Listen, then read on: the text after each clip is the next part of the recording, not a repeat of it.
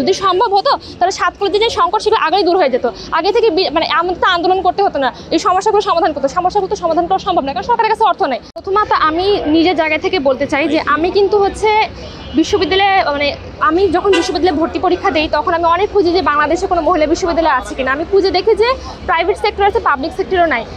আর আমার পক্ষে অ্যাফোর্ড করা সম্ভব না যে আমি কোনো যে প্রাইভেট বিশ্ববিদ্যালয়ে পড়বো। আর আমি তো যে একজন নারী, আমি আমার ধর্মীয় জায়গা থেকে এটাই জানি যে যে মেয়েদেরকে নারী পুরুষ একসাথে না পড়ে একটা আলাদা সেপারেট ইয়েতে পড়াটা আমার ধর্ম সমর্থন। আমি সেই জায়গা থেকে এটা মহিলা কলেজে আসছি। এরকম শুধু আমি একা নই, অনেক নারী আছেন কিন্তু যারা পর্দা করেন, যারা রক্ষণশীল পরিবারের, তারা কিন্তু এই যে প্রতিষ্ঠানগুলোতে আসেন। তাদের জন্য কিন্তু কোনো ভার্সিটি নেই, তারা ভার্সিটির মতো উন্নত শিক্ষা পরিবেশ কিন্তু তারা পাচ্ছেন না।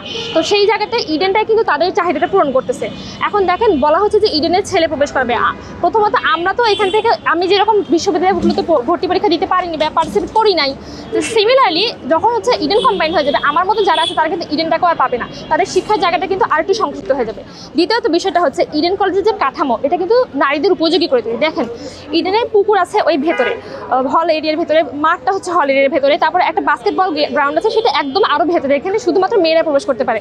এখন একজন ছেলে যদি পুরুষ শিক্ষার্থী যদি আসেন, উনি যদি বলেন যে আমি ক্যাম্পাসের সকল ফ্যাসিলিটি নিতে চাই, সকল ফ্যাসিলিটি নিতে তো পারবেন না। উনি কি পারবেন ইডেনের পুকুরে এসে সেটাকে সাঁতার কাটতে বা কোনো কিছু করতে? মেয়েরাকে সেটা মেনে নেবে? উনি কি পারবেন যেখানে মেয়েরা খেলাধুলা করে, যে মাঠগুলো মেয়েরা ইউজ করে বা যেগুলো হল এরিয়ার ভিতরে, সেগুলোকে উনি ব্যবহার করতে পারবেন ছেলেরা?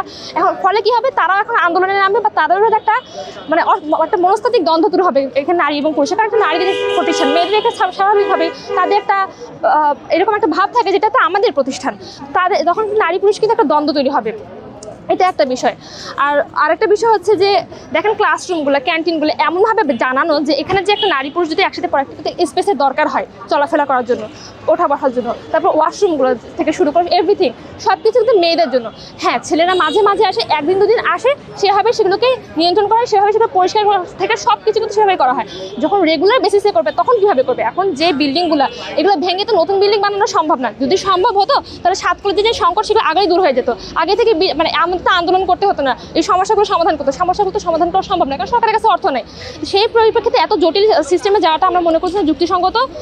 আর দেখেন একটা প্রতিষ্ঠানকে কখনোই কিন্তু তার উদ্দেশ্যের পরিপন্থী কাছে ব্যবহার করা যায় না। এই প্রতিষ্ঠানটা কিন্তু সরকার বানাইছিল কারা?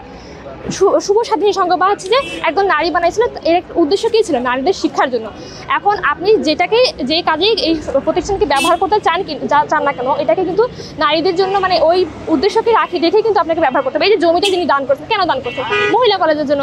এখন যিনি মহিলা কলেজের জন্য বা নারীদের শিক্ষার জন্য জমি দান করছেন, আপনি সেখানে কীভাবে নারীদের পরিপন্থী কাজ করতে পারেন? আরেকটা বিষয় যদি বাংলাদেশের পরিবেশটা এরকম হতো যে না, আমরা নারী পুরুষ সুন্দরভাবে সব জায়গায় ক্লাস করতে পারছি, আমাদের কোনো সমস্যা হচ্ছে না বা হবে না, বা যেরকমটা নারী কাতারের যদিও সহশিক্ষা নেই, কিন্তু কাতার কিন্তু নারীদের জন্য অন্যতম একটা মানে নিরাপদ একটা দেশ। এরকম অনেক দেশই আছে। ওরকম কান্ট্রি যদি হতো তাহলে আমরা মেনে নিতাম।